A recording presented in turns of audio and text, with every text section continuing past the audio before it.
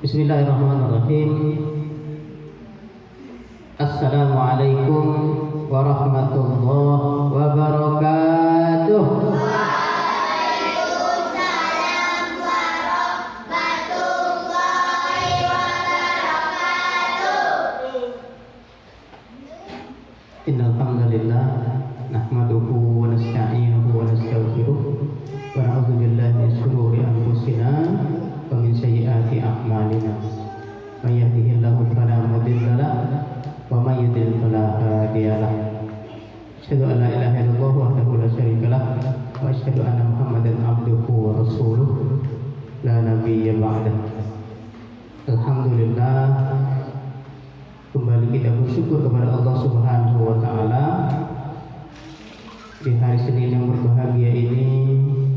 Kita masih diberikan umur panjang, masih diberikan kesehatan, sehingga kita semuanya bisa mengikuti Ramadan Camp ini. Sholawat salam kita sampaikan kepada baginda Nabi besar Muhammad Sallallahu Alaihi Wasallam, senantiasa mengucapkan Allahumma sholli ala Sayyidina Muhammad wa ala ali Sayyidina Muhammad. Ketika mendengar nama Rasulullah, maka kita dianjurkan untuk bersolawat. Dengan banyaknya kita bersolawat kepada Rasulullah, maka Rasulullah akan memberikan syafaatnya kepada kita nanti di hari akhir. Kapan hari akhir itu? Nggak tahu. Ada yang tahu hari akhir itu kapan? Ada yang tahu? Hari kiamat. Kapan hari kiamat itu? Hari akhir. Kapan hari akhirnya? Tak tahu. Yang tahu hanya Allah Subhanahu wa taala. Jadi kita dianjurkan banyak beribadah kepada Allah Subhanahu wa taala sebelum hari akhir itu datang. Apa yang harus kita persiapkan?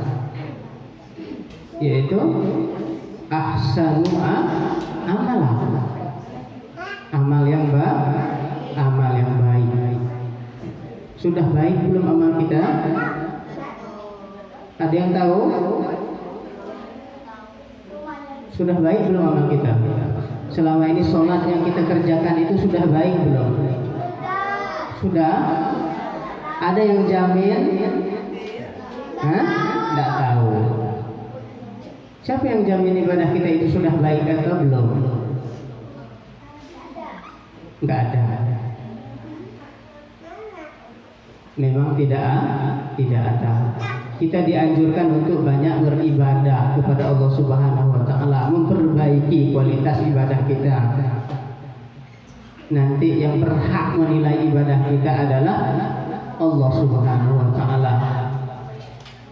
Nanti malaikat itu catat siapa yang selalu khusyuk di dalam ibadahnya, siapa yang selalu main-main di dalam ibadahnya, siapa yang selalu sembarang di dalam ibadahnya.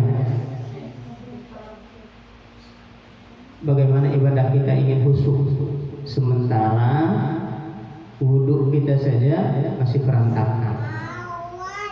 Ustaz masih menemukan anak kelas 4 SD wudhunya masih belum serius. Cuci wajah itu, membasuh muka, membasuh tangan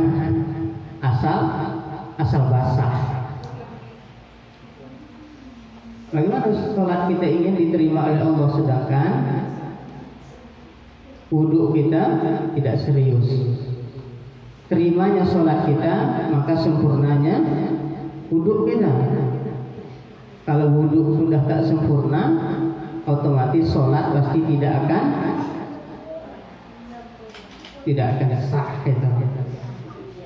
Jadi percuma. Makanya melalui momen-momen Ramadan ini kita perbaiki kualitas keimanan dan ketakwaan kita kepada Allah Subhanahu wa taala. Perbaiki cara-cara wudhu kita, perbaiki cara sholat kita. Kalau ragu hanya sama ustaz dan ustazahnya. Baiklah ustaz yang dimuliakan Allah Subhanahu wa taala, pada hari ini ustaz diamanahkan untuk menyampaikan apa bahasanya itu ya? Menyampaikan ceramah ya. Kultum Ustazah Sakinah. Berarti 7 menit. Insyaallah Ustaz akan menyampaikan selama 5 menit. 50 menit. Wah, 1 jam. Ini 2 SKS kalau kuliahan. Dan Ustaz yang dimuliakan Allah Subhanahu wa taala, sebelum kita memasuki bulan Ramadan, maka kita dianjurkan yang pertama adalah meminta maaf. Kemarin sudah minta maaf belum kepada orang terdekatnya, yaitu orang tua? Ada yang minta maaf kepada orang tua? Yang angkat, yang sudah minta maaf kepada orang tua, coba angkat. Yang sudah minta maaf kepada orang tua. Yang jujur. Nanti yang tak jujur batal puasanya. Karena kita dalam kondisi berpuasa, maka harus jujur. Berarti masih banyak yang belum minta maaf kepada orang tuanya. Paling yang tadi Ustaz hitung, kalau tak salah 10 orang. Jumlah kita hari ini ada 40 orang. Berarti 30 orangnya belum meminta maaf kepada orang tuanya. Maka nanti setelah Ramadan kunjungi orang tua kita, ambil tangan orang tua kita, ya, atau pak, atau apa lagi ya, abi, mama, bapak, apapun lah itu. Nah, terserah panggilannya di rumah masing-masing. Abi, umi, ya, papi, semuanya. Yang jelas itu adalah panggilan kesayangan di rumah. Sampaikan orang tua, saya minta maaf, mungkin selama ini banyak melakukan kehilapan di rumah. Kalau tidak minta maaf berarti puasa kita tidak diterima oleh Allah Subhanahu wa taala. Selain daripada orang tua, kita juga dianjurkan minta maaf kepada guru, ustaz dan ustazah. Setelah itu, ada minta maaf sama ustazah? Ada tak? Kapan? Tarhib Ramadan. Itu karena diagendakan. Kalau tidak buat tarhib Ramadan itu, Ustaz yakin pun setengah dari antum pasti tidak ada yang meminta maaf kepada ustaz dan ustazah. Betul tak? Jawab di dalam hati kita. Berikutnya, kita dianjurkan untuk meminta maaf kepada teman-teman. Nah, sudah ada minta maaf kepada teman-teman? Kapan? Tarhib Ramadan. Pasti tarhib Ramadan jawabannya. Karena momen itu kemarin kita bermaaf-maafan. Lalu kepada siapa harus kita minta maaf lagi? Kepada tetangga-tetangga kita, tetangga di sekitar rumah kita, kawan-kawan bermain. Tak ada kawan main? Ada tetangga di samping rumahnya? Tak ada. Tak ramah. Berarti Rosid nggak pernah komunikasi dengan tetangga. Kalau sering itu nggak apa-apa, datangi rumahnya. Mana tahu kita pernah ambil mangga tetangga, tengok bang, jatuh mangga tetangga, lalu kita ambil masuk ke lari. Makanya minta dihalalkan dulu. Pernah ngambil mangga tetangga? Ada yang pernah ngambil mangga tetangga? Tidak pernah? Lukman pernah? Allahu Akbar, ini harus minta maaf. Harus minta maaf dengan tetangga. Mangga sendiri. Oh, mangga sendiri. Itu bukan mangga tetangga namanya, tapi mangga sendiri. Nah, itu mengenai masalah kita harus meminta maaf kepada orang lain agar puasa kita diterima oleh Allah Subhanahu wa taala. Puasa juga ada beberapa golongan atau manusia yang ketika datangnya bulan suci Ramadan, ini sudah mulai gelisah Pak. Baru 10 menit tak sampai, belum 50 menit udah banyak setan yang menusuk-nusuk dari bawah. Tak duduknya. Ada beberapa golongan manusia atau orang yang ketika hadirnya bulan suci Ramadan, golongan yang pertama adalah dia yang ketika hadirnya bulan suci Ramadan itu dia bahagia sekali. Bahagia enggak?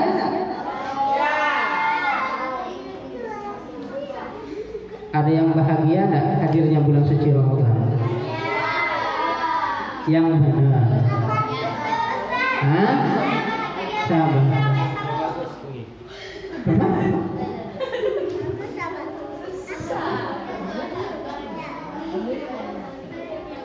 Yang bahagia berarti dia memaknai betul bulan Ramadan ini adalah bulan yang penuh berkah, bulan yang penuh ibadah, bulan yang penuh amal soleh,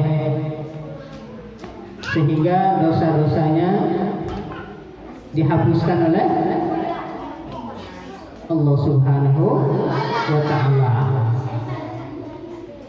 Barang siapa yang bahagia ketika hadirnya bulan suci Ramadan, maka haram api neraka menyentuh kulitnya. Ini bagi orang yang bahagia. Lalu yang kedua, ada orang yang biasa-biasa saja ketika hadirnya bulan suci Ramadan.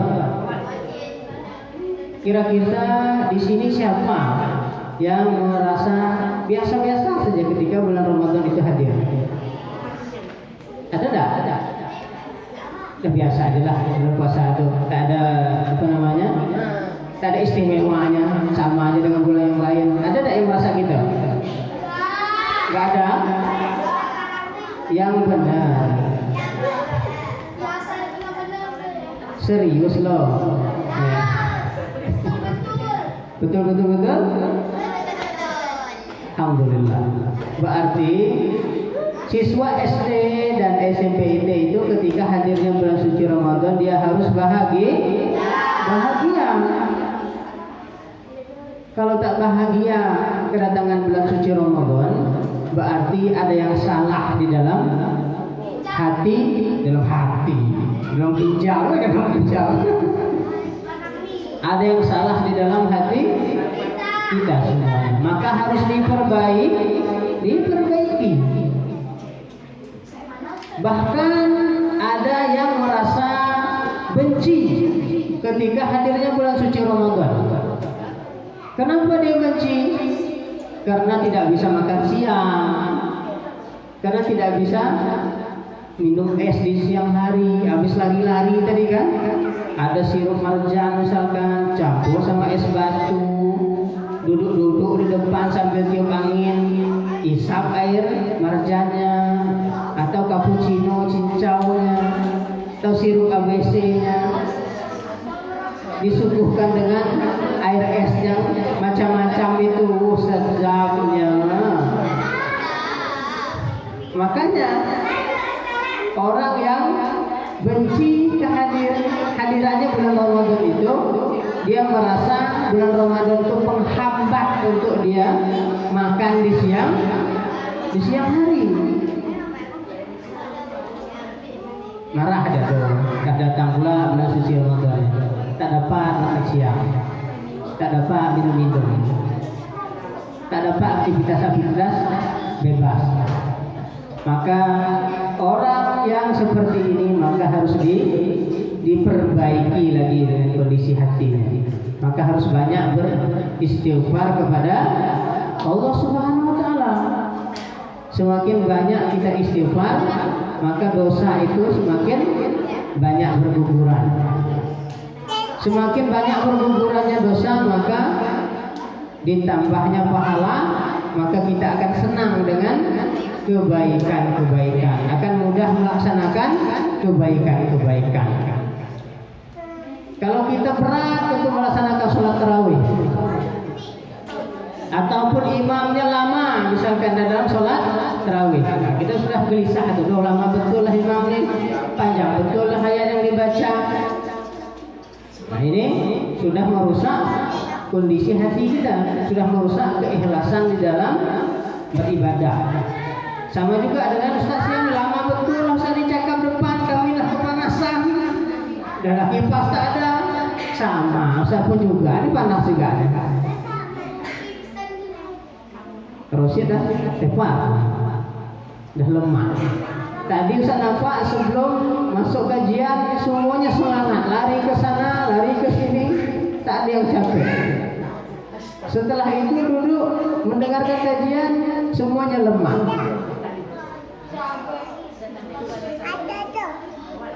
Berikutnya yang saya sampaikan kepada kita semua, di dalam bulan suci Ramadan itu ada 3 amalan.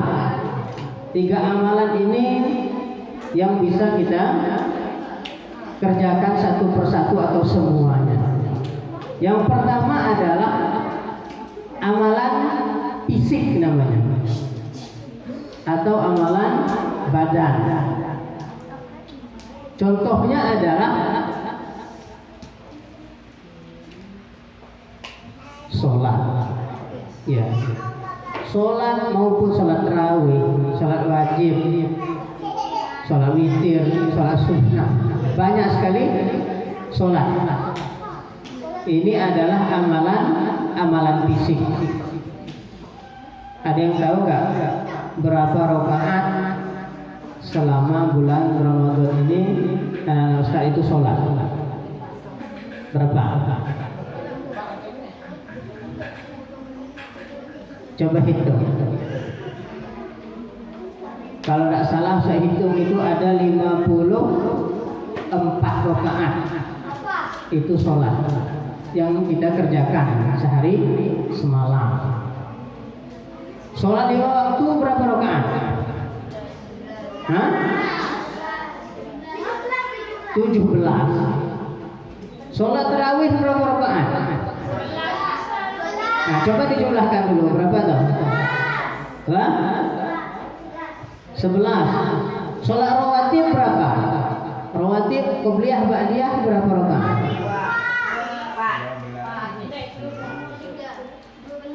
Ada yang bawa kalkulator? Berarti kita banyak melaksanakan aktivitas sholat di bulan Ramadan. Kalau bulan yang lain mana nggak ada aktivitas tarawih? Nggak ada. Di bulan Ramadan lah kita memiliki aktivitas sholat tarawih. Ini momen sebenarnya untuk kita mendekatkan diri kepada Allah Subhanahu wa taala. Kita dianjurkan untuk banyak mendekatkan diri kepada Allah Subhanahu wa taala, banyak beribadah. Jangan hanya ingin mendekatkan diri kepada calon istri saja. Lukman kan ini dekat aja lah dengan ini calon istri tahu ini. Kalau mau lapor searif dulu. Kita bulan puasa ini harus banyak mendekatkan diri kepada Allah, bukan mendekatkan diri kepada calon mertua. apalagi calon istri. Iya kalau betul istrinya, kalau bukan kan kecewa nanti. Amalan fisik itu kita melaksanakan sholat. Kita melaksanakan tilawah, ngaji Al-Quran. Ada yang sudah hari ini puasa kelima. Ada yang sudah 5 juz tilawahnya. Prosin 6 juz. Ada lagi yang 5 juz. Ahwatnya 1. 5 juz. Alhamdulillah. Berarti dia targetkan satu hari itu satu juz. Atau ada yang tidak ngaji sama sekali.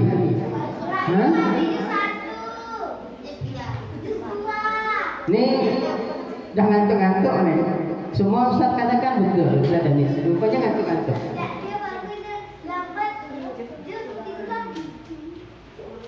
Itu amalan fisik. Kita melaksanakan sholat, melaksanakan tilawah Al-Quran. Berikutnya ada amalan harta namanya. Amalan harta itu kita dianjurkan bulan puasa ini menyisihkan harta kita untuk diinfakkan. Ustaz itu buat celengan, ini bukan riak ya, bukan masuk riak, tapi Ustaz buat celengan satu di rumah, terserah di mana Ustaz masukkan, apakah di celengan kita yang jelas Ustaz buat celengan atau buat tabungan. Ini infak per hari. Ustaz masukkan uangnya infak per hari. Tujuannya nanti itu untuk pembangunan SDIT dan SMPIT. Iya, Ustaz sendiri. Ustaz buat. Anak-anak pun boleh ikut. Ustaz buat per hari misalkan, kalau memang 500 rupiah Ustaz apa?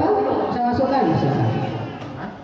Jadi nanti ketika akhir Ramadan, maka tabungan itu Ustaz bongkar.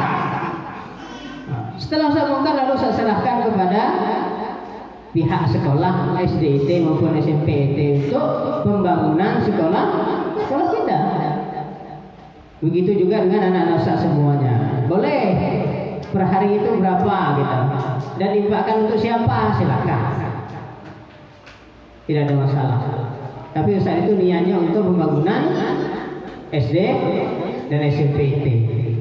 Meskipun tidak banyak yang kita infakkan, paling tidak kita mengeluarkan harta kita di bulan yang baik ini, yang bulan penuh berkah ini. Ini adalah amalan harta. Atau kita memberikan iftar untuk orang yang sedang berpuasa. Misalkan alfis gitu kan, ditabung duit ini untuk memberikan makan kepada orang yang berpuasa, diberikan bukaan. Nih. Karena siapa yang memberikan bukaan berpuasa, maka dia akan mendapatkan pahala seperti pahala orang yang berpuasa itu. Tidak kurang sedikit pun. Memberikan orang yang makan ketika dalam berpuasa. Mana tahu nanti kan Ustaz saya ada makanan nih, kasih Ustaz Ade. Kalau Ustaz lagi berpuasa, saya kasih makanan untuk berbuka. Ini adalah amalan harta namanya.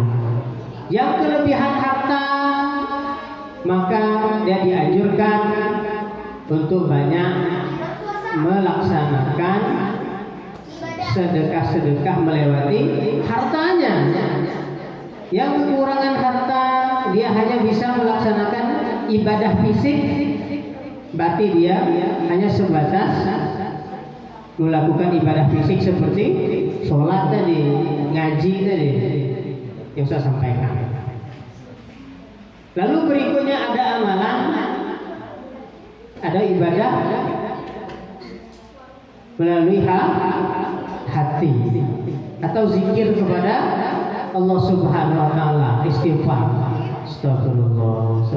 Duduk di kesendirian, sujud misalkan kan, muhasabah diri, istighfar di dalam hati. Maka ini adalah amalan hati. memang amalan fisik tadi kita nggak sanggup, mungkin sholat terlalu lama, hanya sekedar saja.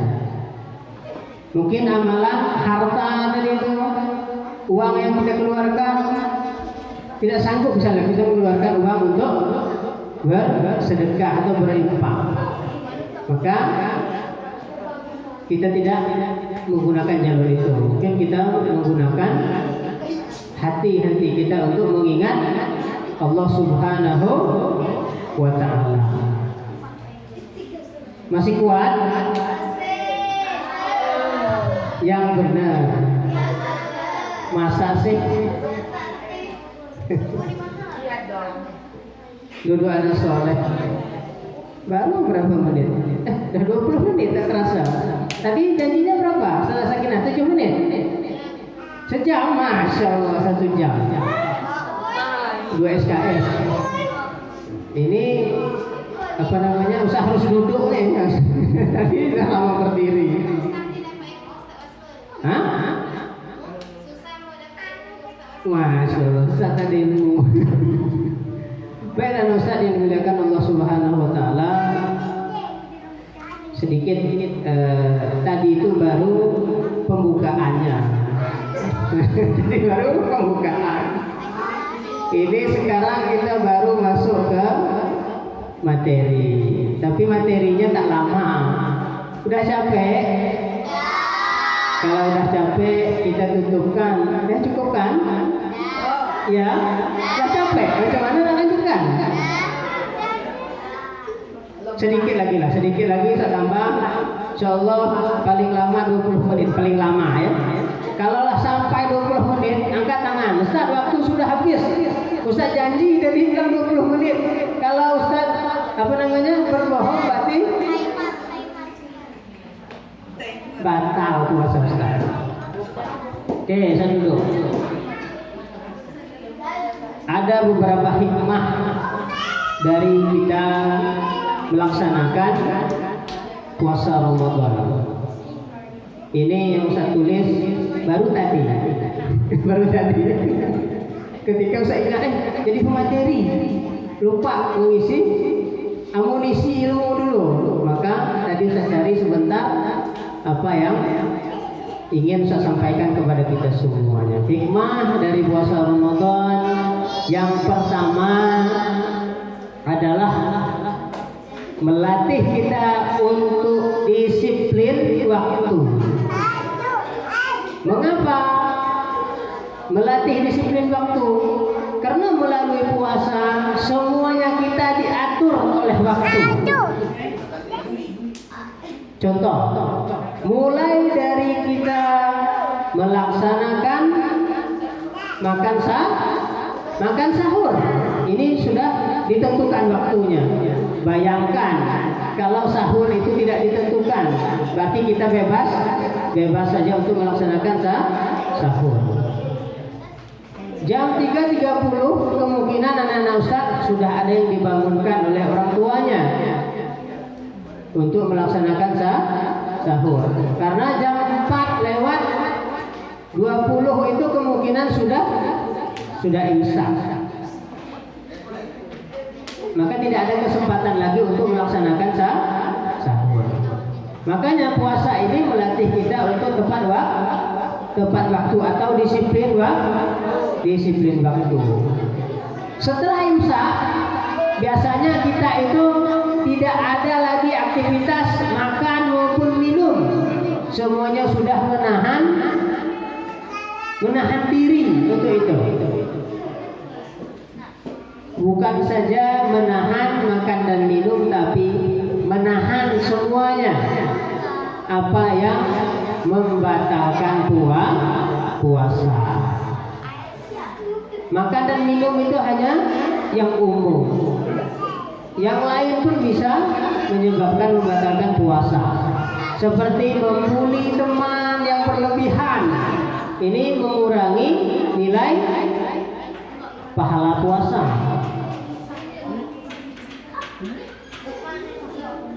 Ataupun keluar rumah tidak menutup aurat juga bisa mengurangi pahala puasa. Yang laki-laki misalkan keluar rumah menggunakan celana pendek, lalu auratnya diumbar-umbar kepada orang yang tidak boleh melihat auratnya.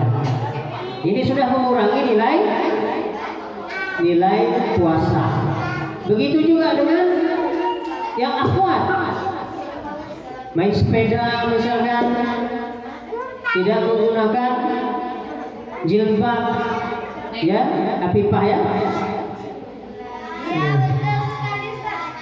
Karena ada beberapa orang siswa SD yang kedapatan, tapi Ustaz tidak menegurnya, nampak saja. Ini belum bisa menggunakan celana panjang ketika keluar dari rumahnya. Kalau ini belum bisa menutup aurat atau memakai jilbab ketika keluar rumah. Maka hal-hal seperti ini harus diperbaiki pelan-pelan. Yang perempuan sayangi aurat kita. Ketika kita menyayangi aurat kita, maka Allah akan sayang kepada kita. Kalau Allah dah sayang kepada kita, maka kita akan mendapatkan suami ataupun istri yang soleh dan solehah. Atau mau suami yang salah dan salahah. Soleh dan solehah itu dekat dengan salah dan salahah. Jangan mencari yang salah dan salahah, tapi harus mencari yang soleh dan solehah, yang bisa membimbing kita. Sarandi misalkan. Mana tahu misalkan SMP besok datang ke sekolah, SMA-nya datang kuliah, Sarandi belum nikah, datang. Assalamualaikum Ustaz, masih ingat gak kepada saya? Saya dulu siswa SMP itu yang pernah Ustaz ajarkan. Saya ini belum ada jodoh, sama mana tahu. Ada jodoh maka kita lanjutkan. Atau Ustaz adik gitu kan. Ini kalau ngomong masalah jodoh senang betul, senyum-senyum sendiri. Bila tadi ngantuk, maka kita kembali ke laptop. Jangan diteruskan terlalu lama. Khawatir nanti pulangnya langsung minta nikah sama orang tua. Iya. Tapi kalau Ustaz Afriza dan Ustaz Sakinah pulang di sini nikah, nggak apa-apa. Amin ya Rabbal alamin. Doa orang yang berpuasa itu diijabah oleh Allah Subhanahu wa taala. Yang kedua, hikmah dari puasa Ramadan adalah mendekatkan diri kepada Allah. Kita itu banyak aktivitas ibadahnya, mulai dari subuh sampai malam. Aktivitasnya adalah mendekatkan diri kepada Allah Subhanahu wa taala. Ini adalah momen yang paling pas. Kalau di bulan yang lain itu boleh, tapi kan jarang orang yang mengambil momen itu mendekatkan diri yang terlalu berlebihan kepada Allah Subhanahu wa taala. Yang ketiga adalah melatih kita untuk sabar. Sabar dari segala hal. Baik itu sabar tunggu Ustaz selesai ceramahnya. Ini sabar juga aneh. Lama betul Ustaz ceramah nih. Tak tahan lagi kami duduk. Nah ini harus sabar. 2 jam Ustaz ceramah. Lama betul Ustaz, harus sabar. 3 jam Ustaz ceramah menjelang zuhur. Harus sabar. Nah, kita dilatih untuk sabar. Jadi huruf itu. Ngamuk keterusan. Karena tak sabar. Dalam momen puasa ini kita dianjurkan untuk bersabar. Sabar nunggu ceramah. Sabar. Paling lama 1 jam, paling lama itu pun tak sampai. Sabar untuk menunggu waktu berbuka. Sikit-sikit tengok jam. jam berapa ya? Lari-lari sih ketengok jam. Lama betul jam ya. Ujung putar sendiri jamnya sehingga biar cepat untuk berbuka puasa. Kalau kita putar jamnya, siapa yang kita bohongi? Siapa yang kita bohongi? Hah? Kita sendiri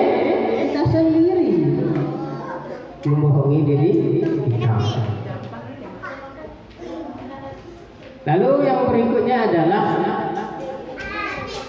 melatih untuk hidup sederhana. Jadi sederhana itu tidak berlebih-lebihan. Tidak berlebih-lebihan. Misalnya di dalam berbuka puasa, maka berbukalah dengan yang sederhana, tidak ada berlebihan. Mentang-mentang pagi sampai siangnya haus sekali menunggu berbuka, semua air yang dijual di Pantai Kencana itu dibeli semuanya. Ujung-ujungnya yang minum hanya 1 gelas. Jadi yang lainnya mubazir. Semua makanan yang ada yang dijual pengen semuanya, lapar di perasaan perut kita. Tapi nanti ketika berbuka puasa kita cuma memakan 1 bungkus saja, yang lain tidak dimakan. Ini menurut orang tua Ustaz dulu lapar mata. Ustaz juga pernah merasakan hal itu dulu. Adik saya lapar mata. Iya. Ketika waktu kecil ya, waktu usia SD, Ustaz nampak buah-buahan, kayaknya sedap nih untuk dimakan. Ketika berbuka, jalan lagi, tengok yang lain, kayaknya sedap nih untuk berbuka puasa. Ketika sudah berbuka puasa, minum air 2 gelas, makan sedikit sudah kenyang, sehingga buah yang tadi itu tidak dimakan, jadinya mubazir. Makanya kita dianjurkan untuk tidak berlebihan, harus sederhana. Lalu yang terakhir adalah yang kelima,